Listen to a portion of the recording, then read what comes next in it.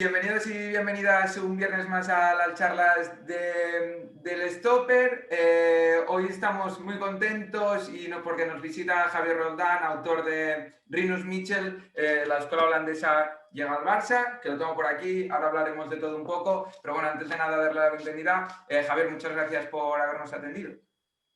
Pues gracias a ti, Juanjo, por invitarme a un canal que ya seguía antes de la invitación y que el nombre es un nombre ideal porque evoca a tiempos pasados, ¿no? Del Stopper de Bilardo y toda aquella época que cada vez está más olvidada, pero bueno, aquí ya estamos unos cuantos enfermitos para recordarla y entonces un placer pues estar aquí para hablar de Mitchell, de la etapa de los 60, 70 y de lo que tuve a bien preguntarme. Que ahora que dices esto, doble alegría que estés aquí. Y luego me hizo mucha ilusión cuando te escribí por redes que me dijiste, no, no, sí, que, porque me presenté y tal, y me dijiste, no, no, si os conozco y os sigo, me dio una alegría eso. Así que muchas gracias por las dos partes, por venir y por seguirnos, de verdad que me hizo ilusión. Sí, sí, es cierto que veo, mira que yo soy más de leer que de ver vídeos, pero las entrevistas que hacía eran interesantes, me gustaban también los personajes que invitaba y el trato, y alguna vez sí conecto audiovisualmente, aunque siempre soy más de leer, esa es la verdad, pero ciertamente sí te seguía, sí. Genial, Javi, pues gracias. Y hablando de leer, y antes de meternos en el libro, a Javier también lo podéis encontrar en El Confidencial, escribe en El Confidencial, también en La Galerna. Si sois seguidores de Play Fútbol de la cadena SER, os sonará su voz, porque también participa, también es colaborador de Play Fútbol, del programa de Bruno Alemán, y que, como decía al principio, hoy viene para hablarnos de su último libro, de Rinus Michel, la escuela holandesa llega al Barça. Que antes de meternos de lleno, Javier, tú además a ti mismo te defines como un lector voraz. ¿Qué supone para un tipo que le gusta tanto la lectura y que entiendo que valora tanto los buenos libros escribir uno? Pues mira que no había sido mi pretensión, ¿no? Arturo Pérez Reverte dijo que él es escritor, pero que realmente lo que es antes que ello es lector. Así que escribir un libro, bueno, al final pues una suerte de orgullo, ¿no? Para uno mismo, pero realmente no, lo que es mi vida normal no lo cambia. El orgullo está ahí, pero profesionalmente, por ejemplo, no me influye, pero ciertamente sí es eso, pues un sentimiento que uno no lo esperaba y cuando recibió la noticia del ofrecimiento, porque eso yo no mandé, lo normal es que si alguien quiere ser escritor, lo normal o tradicionalmente es que haga pues, sus libros, sus escritos y los mande a las editoriales o a a los medios que lo quieran mandar para que a ver si se lo lean y lo acepten. Cuando a mí Alberto me propuso si quería escribir un libro, después de leer los artículos que yo hago en La Galerna, que son casi medio libro, porque son artículos larguísimos, como el libro, pero más cortos, básicamente de ese corte así muy documental. Y cuando me lo dijo realmente, sentí bastante alegría sin habérmelo esperado, porque en ningún momento, hasta que me lo dijo Alberto, en ningún momento me había planteado escribir un libro. Y mira, me puse esa semilla y ahora pues ya no, parece ser que le cogí un poco de gustillo porque ya estamos pensando en otro y ya estoy documentándome. Así que ya, aunque no termine de ser pues, mi sustento de vida, en realidad va a ser mi segunda, como ya era, eran artículos, pero bueno, ya era, mi vida paralela, ¿no? A la profesional que llevo yo, que incluso es más importante, que es la lectora y en este caso la escritora. Eso trato de hacer, no, como no soy un escritor profesional, trato de hacer libros pues dignos para la persona que lo compra, ¿no? Que por ahí invierte su dinero y que sean pues honestos conmigo mismo, ¿no? Que lo que yo plasmo en el libro sea algo que llego a dominar, que llego a trabajar previamente y que me represente un poco, ¿no? Tú explicas el proceso del club desde los 60, se hace referencia a los 50, porque también se habla de selección española, la evolución táctica ya del fútbol fuera de España y de Cataluña, del fútbol de manera global. Así que yo creo que el libro, mucho más, mi opinión, mucho más que el estilo Barça o de lo que viene, el estilo luego también plasmado por los equipos de Cruyff y de Guardiola, es un reflejo de los inicios de las primeras evoluciones tácticas. Esa es mi percepción al acercarme al libro. Ese fue otro debate que tuve, claro. En principio pensé, Rinus Michel en el Barça, eso es muy sencillo. Coges las hemerotecas de la época, los libros de la época, vas mirando partido a partido, alineación y todo eso, y haces tú puedes hacer un libro de 200 hojas tratando, porque Rinus Michel llega en el 72 y hasta el 78, está 6 años, menos uno que hay por medio, ya sabes. y da para libro, solamente eso. Y en ese libro eso ocupa 90 hojas, que es la segunda parte. Para tú darle un concepto más global, lo que yo quise darle un concepto más global y más rico, bajo mi punto de vista, lo que hago es amplío el campo y lo que hago es hacer un pequeño repaso de, porque ese tiempo, años 60, 70, 50, 60, 70 sobre todo, al final, vamos a ver, aunque yo ahí hable de fútbol antiguo, fútbol moderno, fútbol total y todo eso, eso al final no son términos estancos. Eso está incluso estaría mal dicho, todo el mundo lo tiene aceptado. Pero eso no se escapa que realmente en la época los documentos se hablaba así. Entonces, es verdad que allí en los 60 y 70 está la ebullición de todos esos cambios del fútbol clásico a este fútbol más moderno, ¿no? Entonces, era, a la hora de elegir ese libro, una de las cosas por las que lo elegí es por eso, porque a mí esa evolución me interesa mucho, considero que engrandece cualquier obra que tú contextualices, porque si yo solamente repaso los años del Barça, qué sucedió, es un libro que está bien para tenerlo en la biblioteca como documentación. Y yo ese libro, o todos los libros que yo haga de aquí en adelante, va a haber voy a tratar de que tenga algo genuino, que sea un pequeño análisis más allá del repaso de datos. Aunque sea un ensayo, puede ser un repaso de datos, que parece un libro de biblioteca de documentación, que hay muchos, tengo muchos hoy, y otro que va más allá. Entonces, lo que hago es eso, es contextualizar, pero aquí hablamos de lo de antes, contextualizo, pero no puedo llegar hasta el fondo. Yo hay muchas cosas ahí, muchos conceptos, no solamente los de sociológico, de pensamiento, cuando hablo de la mentalidad liberal o lo que sea, o cuando hablo de la evolución del fútbol moderno al antiguo, eso está generalizado. Quiero decir, ahí el estudio mío no va a eso. Ahí yo cito muchas fuentes, digamos, para contextualizar, pero es algo muy global. Después yo ya en lo que es mi tema, que es Rinus Michel, sí voy al fondo. Pero lo otro es para envolverlo todo y hacer una obra, digo, para mí, a mi punto de vista, más rica para la persona que vaya a leer, que no solamente sea un barcelonista. Pero a mí me ha gustado mucho en tu proceso de documentación y además te tengo que decir que me parece un trabajo muy complicado el que has hecho porque hay muchísima información que me parece muy complicado lo que has logrado, que es que no se te haga bola, si lo queremos llamar así, hasta llegar a Rinus Michel, sino que yo tenía la sensación de, o sea, voy aprendiendo esto, y además, y te va llevando claramente, tú ves claramente hasta dónde te está llevando el libro. Y antes de hablar, como te decía, específicamente de la figura de Rinus Michel, me gusta mucho la parte esta sociológica, que ayuda muy bien a entender, también se podría aplicar al fútbol actual, pero me gusta mucho que haces mención, por ejemplo, cuando se habla de la URSS, de cómo el sistema soviético influenciaba en cómo iba a jugar luego el equipo y sobre todo esa comparación, la Holanda de la época, el país me refiero, no la selección, la Holanda de la época con la España de la época, la diferencia que había en cuanto a libertades, una Holanda sumida ya casi que en el apogeo de los años 60, la estética Beatle de los Ajax, con una antagonista a la dictadura que se estaba viviendo aquí en España y cómo eso afecta a la manera de entender el fútbol en un país y en otro. Y ahí sí que es verdad que hay una labor, otra duda que tiene uno al hacerlo, porque claro, se sale del fútbol. Entonces, la duda ¿cuál es? Si tú consultas los documentos, la prensa, la hemeroteca de la época, vas a saber, por ejemplo, Pedro Escartín o cualquier escritor, el seleccionador que también era escritor, va a decir que decía, pues la URSS juega maquinalmente, no sé qué, yo te lo puedo poner ahí, que la URSS juega maquinalmente y cualquier persona, la mayoría de la persona va a saber lo que es jugar maquinalmente y a lo mejor va a relacionar la URSS con un fútbol así. Pero, claro, dar por hecho algo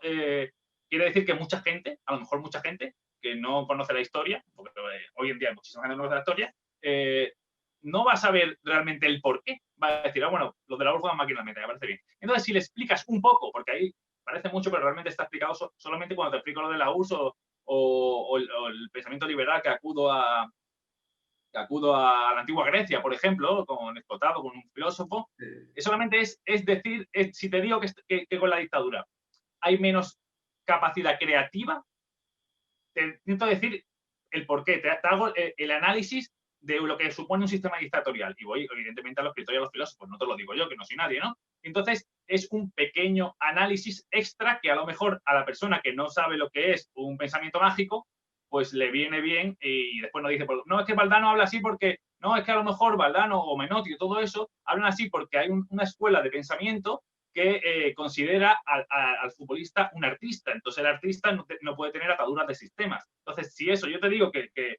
Menotti decía esto, lo que todo el mundo hoy cita a Menotti, pero realmente tú sabes de dónde vienen los pensamientos que tenía él, porque ahí es donde tienes que ir, a la raíz. Todo el mundo cita a Panteri, pero igual está Carlos Peucel, pues ahí hablas, lees un poco, hablas, pero tienes que acudir también al pensamiento, porque esas personas son críticos deportivos, pero hablan desde una rama filosófica, digamos, ¿no? Entonces, del libro se me desprenden muchísimas preguntas y para no irnos mucho por las ramas, lo que había pensado era un poco centrarnos en la figura de Rinus Michels, explicar bien quién era Rinus Michels para la gente que nos esté viendo que no lo conozca y luego a partir de ahí hablar de otras cosas porque de verdad me parece muy interesante y te ametrallaría a preguntas. Así que empezamos por Rinus Michels. Hace un par de semanas estuvimos aquí en Ángel Capa y no fue premeditado. Creo que ya habíamos cerrado la entrevista contigo y él dijo que la gran revolución táctica, la última gran revolución táctica, eso lo comentó aquí con nosotros, la había hecho Rinus Michels. Y cuando lo dije, en el momento que lo dije, pensé, fenomenal, me va a venir perfecto para la entrevista con Javier. Entonces, ¿quién era Rinus Michels? Porque Ángel Capa dice esto de él. Rinus Michels, para centrarnos ya en el personaje, no ha inventado el fútbol, vamos a ver, no ha inventado el fútbol. Es el mejor nombrado el mejor entrenador del siglo XX, por tanto, importante es tener en cuenta que no ganó un mundial, ganó una Eurocopa, una Copa Europa con el Ajax, la Liga y eso, pero no ganó un mundial, fue segundo. ¿Qué hizo él? Él analizó muy bien, aparte que nació en Holanda, cuando el país, como pone ahí sociológicamente, estaba en llamas, ¿no? La creatividad, digamos que y él supo analizar muy bien desde la vieja escuela. Él había sido jugador del Ajax y al ser jugador del Ajax tuvo influencia de Jack Reynolds, como ahí pone, que es un entrenador que le gustaba el fútbol de combinación. En el Ajax, ya con Jack Reynolds y otros entrenadores juveniles, se practicaba un fútbol técnico. Entonces, Rinus Michels lo que hizo fue coger esas evoluciones de fútbol, digamos, moderno, de fútbol con más físico, de fútbol de que un defensa podía proyectarse en ataque, que eso antiguamente no era así. Por ejemplo, recojo las declaraciones de los jugadores del Madrid de la época de Zoco, de Felipe, que hablan de cómo su entrenador le decía que robasen, tocasen, no pasasen del medio campo, que había multa. Entonces, él ve un poco el fútbol de manera evolucionada, le ayuda a Johan Cruyff, que también lo pone ahí. Johan Cruyff era un maestro desde primera hora, cuando él lo pone, debuta con Bill Buckingham, pero lo pone ya titular indiscutible Rinus Michels y le ayuda también esa capacidad de ser un entrenador dentro del campo, que era un Pep Guardiola, Johan Cruyff, desde arriba bajando, organizando, venga, tú sube, tú. Digamos que él ve muy bien eso y a medida que va avanzando con el Ajax, en ese fútbol siempre de posesión, la lucha, la guerra por la posesión, decía mucho Rinus Michels, que lo cito ahí, una cosa bastante interesante para la época. Y entonces él pues hace eso, esa propuesta, ¿no? Propuesta de fútbol grupal y después tiene, que también va con el físico, no solo la técnica, con el físico pulmonar, no físico de fuerte, físico pulmonar, y esa propuesta acaba quebrando todo el catenacho ese defensivo, ¿no? Que había habido en los 60. Entonces incorpora varias cosas, varios fundamentos, aparte con la figura de Johan Cruyff, que para él era fundamental tener un líder como él en el campo, porque también hay que decir que es así, que no solamente él fue el descubridor de fútbol. Entonces, todos esos avances de fútbol, de físico, de grupo, de control, de posesión, del gusto por tenerla siempre y por seguir atacando sin miedo a atacar, es lo que le permitió pues, llevarse por delante a muchas selecciones en el Mundial de 74 y que se le recuerde como se le recuerda. Realmente no hizo nada nuevo. No hizo nada nuevo. Hizo un compendio de todo lo bueno que venía. De todo lo bueno nuevo, hizo un compendio él que le fue, pues, también como le fue. Eso es el principal mérito suyo, ¿no? Luego, la mayor dificultad que me ha parecido en lo de Michels y lo que le he dado realmente valor ahora, nunca me había parado a pensarlo hasta leer tu libro, es que, claro, él sí que llega al Ajax a sustituir a Bill Buckingham sin ser un entrenador muy conocido, pero está en un contexto que conoce, que como tú has dicho antes, había jugado ya antes, está en su país, con jugadores muchos que han venido, sobre todo el primer año que han venido de las categorías inferiores del Ajax, aunque luego más tarde empieza a añadir a piezas que luego sean muy importantes como Neskens en el segundo año y demás. Pero me parece muy interesante su llegada al Barça, porque tú explicas en el libro que de hecho sorprende en su entorno que se quiera ir en un momento en el que el Ajax, de hecho, él se va y ganan 2 Copas de Europa con otro entrenador, pero por el trabajo ya previo hecho. Entonces, él explica que para él es siempre, le gusta estar como en un constante momento de descubrir o dices algo en el libro, algo como que sin aventura, creo que dices, no, que él necesita esa aventura constante. Y claro, llega a un país en el que, cabe matizar, que la gente asocia mucho la figura de Cruyff a Rinus Michel en el Barça, pero cuando llegó no se podían fichar extranjeros, lo que hablábamos antes del momento social del país y en el que el Barça viene de muchísimos años sin ganar. ¿Cómo es esa llegada? ¿Por qué tú crees que se produce esa llegada de Michel aquí al Barça? Claro, en cuanto a la personalidad de Rinus Michel es una personalidad de todo emprendedora y liberal, muy propia de los años, de aquellos años aunque él ya tenía 40 y algo años cuando empieza a ser entrenador, pero muy propia de aquella época de Holanda, que ya pues, como hemos dicho antes, venía en época de cambios, ¿no? Y él, pues, realmente tenía él él era profesor de educación física y abandona el profesorado para hacer entrenador, solamente está en un equipo menor un año y ya va directamente a Ajax, pero bueno, con el vínculo de haber estado entrenado por Jack Reynolds anteriormente.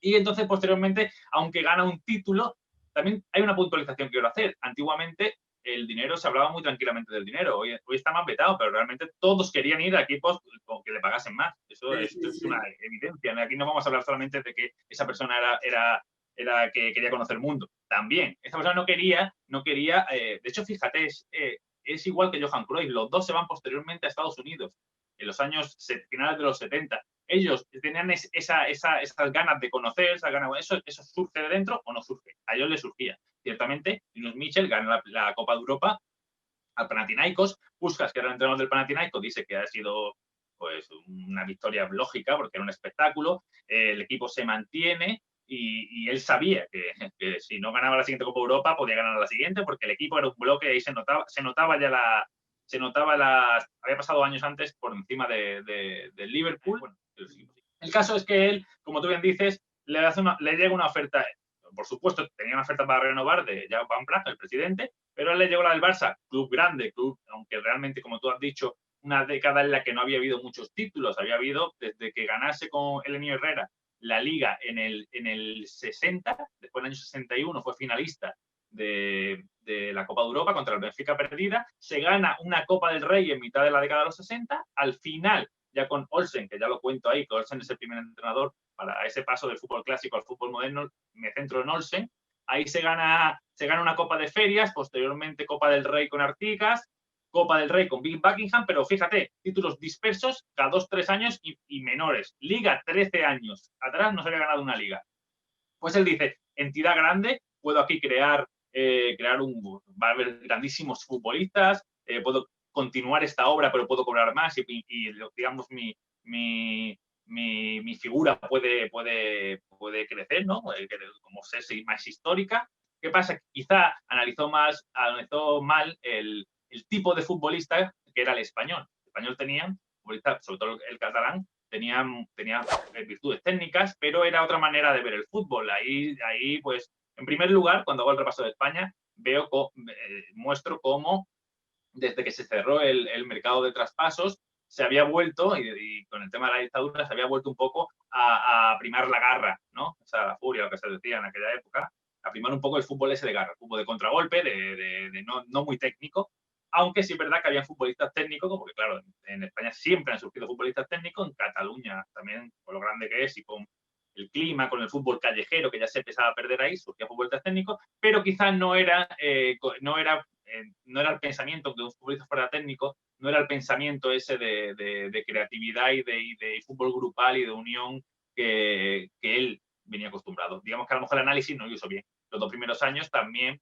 que no está Cruyff, la plantilla tiene mucha menor técnica de la que él esperaba, los fichajes pueden ser de segunda porque no hay dinero y porque el mercado está cerrado. Entonces, cuando el mercado está cerrado, pueden ser los españoles o los oriundos bajo nivel. No, oriundos son extranjeros que han tenido antepasados, extranjeros no sudamericanos, que han tenido antepasados españoles, pero no han podido ser internacionales. Entonces, a eso reduces el nivel. No sé si se le recuerda tanto por su etapa en el club, aunque sí que es, en cuanto a títulos se refiere, aunque sí es verdad que lo explicas muy bien en el libro, que empieza a cambiar conceptos o la manera de entender el juego de los jugadores españoles, jugadores que explican que les cambia de posición, como creo que es Costas, que juega de medio centro y pasa a jugar de lateral izquierdo por la salida de balón. Es decir, que empieza a cambiar un poco cómo se entendía aquí el fútbol, y todo eso explosiona, digamos, en el sentido positivo de la palabra, con la llegada de Sotil y Cruyff. Es decir, que el contexto social y el que el mercado no estuviese abierto también condicionaba mucho lo que podía luego plasmar el Barça en el campo.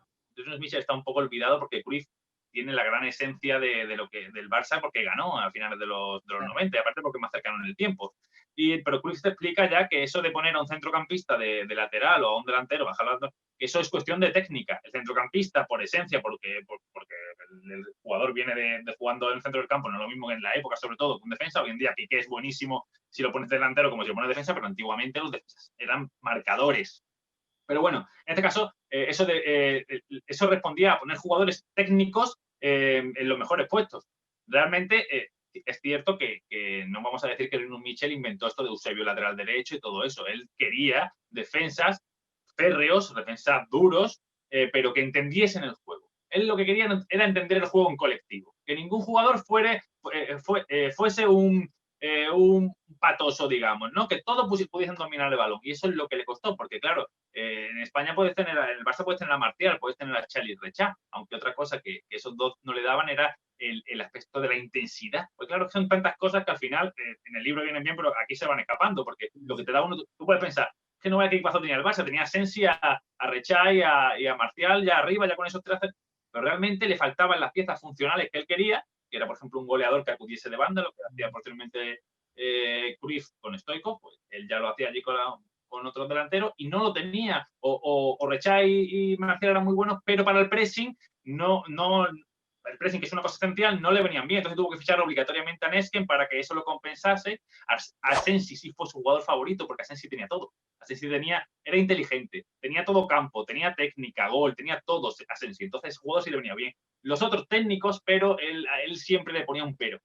Esto en cuanto a lo futbolístico, porque no vamos a explicar todo el libro, quien quiera aprender más, porque además lo ilustras muy bien con fotografías también en ciertos capítulos, pero hay algunas cosas que yo me había marcado relacionadas con la actualidad que me han llamado la atención en el libro, alejado de lo puramente táctico, que es la relación, me hace mucha gracia la relación que hablaban del negocio con el fútbol. Entonces, en las últimas charlas que hemos tenido aquí en el Stopper hablamos de lo que es el fútbol moderno y demás. Y citando otra vez a Capa, decía aquí que en cuanto el negocio ha entrado en el fútbol, se ha fastidiado todo porque el resultadismo ya empieza a ser lo que predomina en los clubes más que la propia expresión futbolística de los jugadores. Lo que me ha resultado curioso es que tú en el libro hay declaraciones de la década de los 70, es que lo tengo por aquí marcado.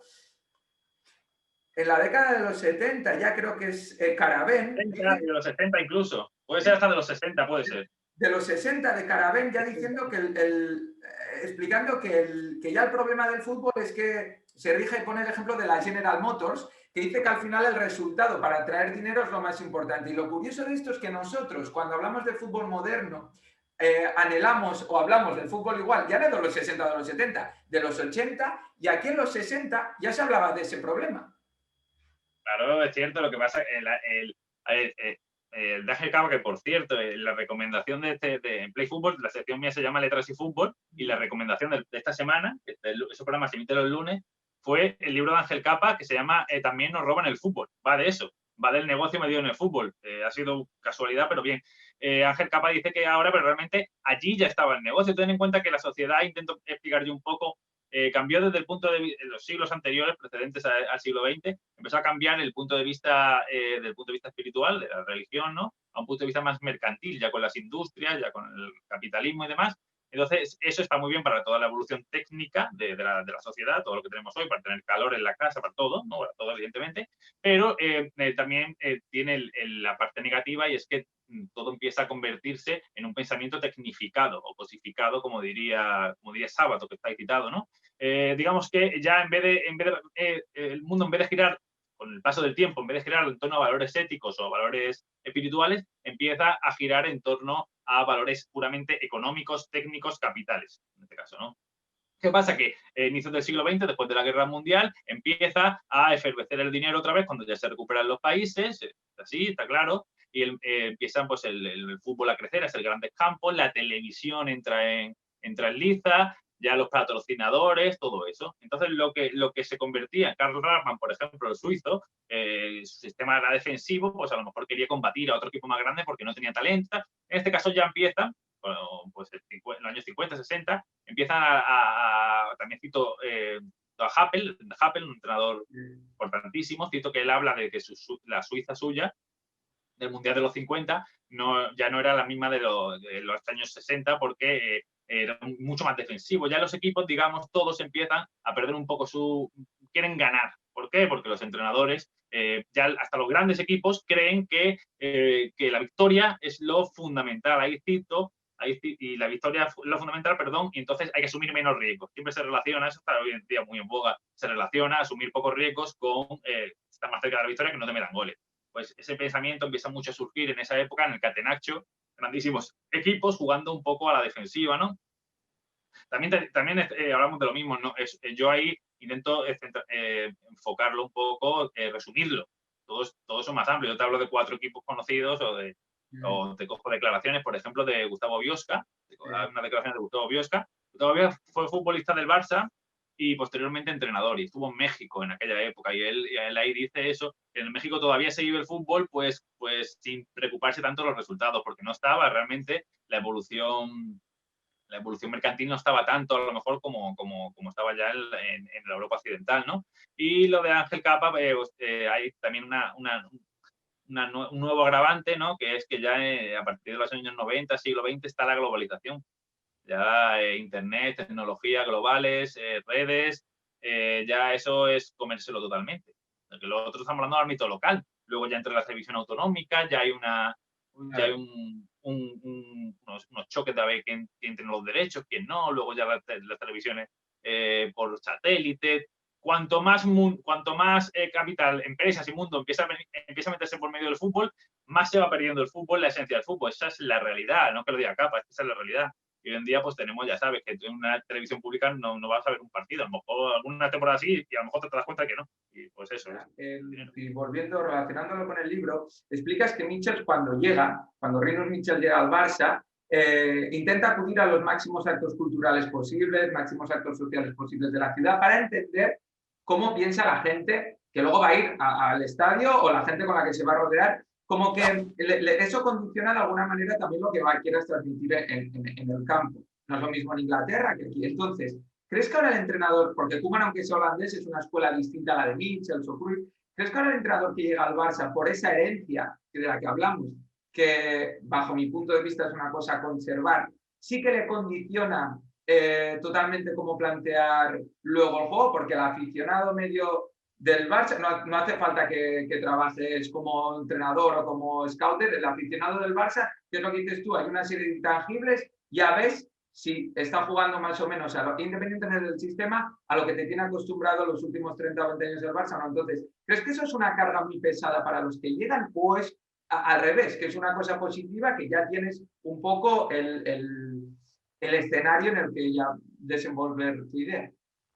Claro, aquí es que hay una cuestión para mí bastante clara, y es que el Barça, sabiendo que es así, tendría que fichar entrenadores ya de base adecuados a su idea de juego. Entonces, los entrenadores que se fuesen a sentir mal llegando al Barça, que serían muchos, por esto que tú dices, ya aquí se juega más o menos de esta manera. Si tú me traes vamos a poner que Bordalás estuviese entrenando de esa manera, porque claro, no se puede parangonar porque tiene un Getafe, a lo mejor él entrena así porque está en el Getafe, pero si se fuese su esencia del juego, o vamos a poner Steve Bruce, un entrenador de inglés británico puro, o Bobby Robson cuando vino, sí. Tú ese entrenador lo fichas para el Barça, el error ya lo estás cometiendo tú de base, evidentemente se va a sentir extraño porque si cambia, el ambiente va tanto de la grada como del propio directivo como del club, ya hay una esencia, ya hay unos valores, ya hay un estilo, que es lo que es la palabra tan manía que no me gusta decir, pero bueno, es lo que hay, realmente lo identifica bien lo que se quiere decir, ¿no? Ese entrenador ha sido, se está traicionando a sí mismo, a lo que siente. Entonces, la lógica dice que para equipos particulares, hay otros equipos que no, pero para equipos particulares, que bajo mi punto de vista tenían que ser la mayoría, saber lo que sienten ellos, en este caso el Barça está clarísimo en lo que siente, y, tradicionalmente, y sobre todo desde Cruyff ya más que claro, pues no debería existir ese debate porque los entrenadores deberían llegar ya, pueden hacer sus modificaciones como Koeman, que ha hecho modificaciones, pero no deberían salirse de las consignas, ¿sí? O de los mecanismos básicos de juego del Barça, solamente propios de la evolución, sí, pero realmente no. El caso de Bobby Robson que te he puesto, eso es una evidencia. Cuando la mitad de la plantilla decía bueno, que no. O sea, que eso no es lo que se jugaba allí. Que está muy bien, que ganaron títulos, pero nadie está, si tú lees libros, nadie está totalmente de acuerdo, totalmente de parte del fútbol que propuso más británico de Bobby Robson, no solamente en el Barça, sino en el PSV que previamente llegó al inicio de los 90, tampoco se está de acuerdo con él, pese a que ganó. ¿Por qué? Porque se siente de otra manera. Entonces, ¿el fallo dónde está? El fallo está en traerle a Juan Román Riquelme a Van Gaal. Ese es el fallo. Si tú tienes que, para el Barça tienes que fichar a Van Gaal, y si está Van Gaal, no puedes fichar a Juan Román Riquelme porque tienes que analizar el equipo de Van Gaal, el equipo que está respetando la esencia estructural del Barça, y sabes que ese tipo de media punta no encaja con el media punta que el Barça, desde Johan Cruyff, de la escuela holandesa, utiliza, porque es un media punta que está siempre enfocado hacia el ataque, que centraliza mucho el juego, es casi más importante que el conjunto. Entonces ahí estás permitiendo una esencia clave que va a ser pues, un mal ambiente, o el jugador que es un crack, o el entrenador que es un entrenador de primer nivel, va a salir perjudicado, y el ambiente se va a enrarecer en general. Entonces al final está un poco en el análisis que haga uno para que no se vea ni esa rebaja del entrenador, ni ese disgusto de la afición o del ambiente en general. Y ya para ir acabando, Javier, hemos hablado durante toda esta charla de lo que afectaba al contexto en los diferentes fútbols que se podían ver en Europa, contexto social del país, además sin estar, como bien decías tú, sin tanta globalización, era una cosa más local. ¿Cómo crees o cómo esperas que afecte este contexto actual de pandemia, de que los clubes, incluso los grandes como el Barça, pasando apuros económicos? ¿Cómo crees que va a afectar esto al fútbol que conocemos? No sé si esperas que salgan más jugadores de la cantera por la imposibilidad de fichar. ¿Cómo valoras un poco toda la situación actual? Hombre, sí, mira, antiguamente una de las cosas que más pena me da de todo el tema de la globalización, desde antes de la ley Bosman, que año 96, eso es plena globalización, se veía mucho más lo que eran las escuelas, las esencias de cada país, según influencias de maestros, según climatología, según todo lo que yo en el libro reflejo. Se veía mucho más. Tú ibas a la escuela de Yugoslavia y sabías que ibas a ser una escuela técnica, ibas a la alemana y veías que iba a ser contragolpeadora o más directa a la inglesa. Desde Ley Bosman y años siguientes, ya pues, ¿cuántos años? 25 años, desde el año 96, la globalización ha pervertido eso totalmente. Hoy en día, no, te hablo esto de venir Bobby Robson al Barça porque el Barça tiene un estilo particular, pero realmente hay entrenadores, ya hay entrenadores que encajan en todo el mundo y en realidad no es tanto como antes. No, para mí eso pierde un poco de gracia, ¿no? Porque se pierde. Se ganan muchas cosas, el nivel es muy alto, y una de las cosas el nivel es muy alto, pero las esencias se van difuminando, ¿no? Entonces, una de las cosas que a mi parecer se perdió con esto de la ley Bosman, se perjudicó mucho, fue las canteras. Que una de las cosas por las que había tantas reticencias a los jugadores extranjeros en la época del libro era por las canteras. Y ya ves tú, pues si había reticencia para 3, 4 extranjeros, imagina cuando ya se abre a todos los europeos. Las canteras lo tienen por complicadísimo, por pura competencia, está clarísimo, ¿no? Entonces, quizá este concepto de pandemia, pues tú dices, aunque no sea por un tema puramente de confección de plantilla, porque se puede hacer la que sea, pero sí por economía. Los equipos no van a tener, quizá van a tener que, por obligación, aunque no sea una cosa ética realmente, por obligación van a tener que sacar más futbolistas canteranos. Puede ser un nuevo giro de tuerca. Hablar de él. Y la última, ya que ahora sí que sí, la última, Javier, siempre le pedimos a todo el mundo que se pasa por aquí que nos deje una recomendación, ya sea de cine, música o literatura, que pondremos en nuestras redes la semana que viene. Así que lo que tú nos digas. Sí, yo creo que literatura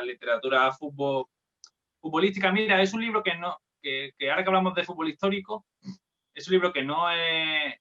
Igual lo conoce mucha gente, no lo sé, pero no he recomendado todavía en la radio y es un libro que a mí para iniciarse en esto, conocer personajes importantes, ahora que estamos hablando que hemos terminado con mi libro, para conocer a personajes importantes de la historia del fútbol y muy ameno, lo que hablábamos antes de la grabación, de la manera de enfocar un libro, hacer un libro sencillo, con fotos, que enganche, como este Saber y Empatar nuevo que ha salido con el invitado que tuviste la otra semana.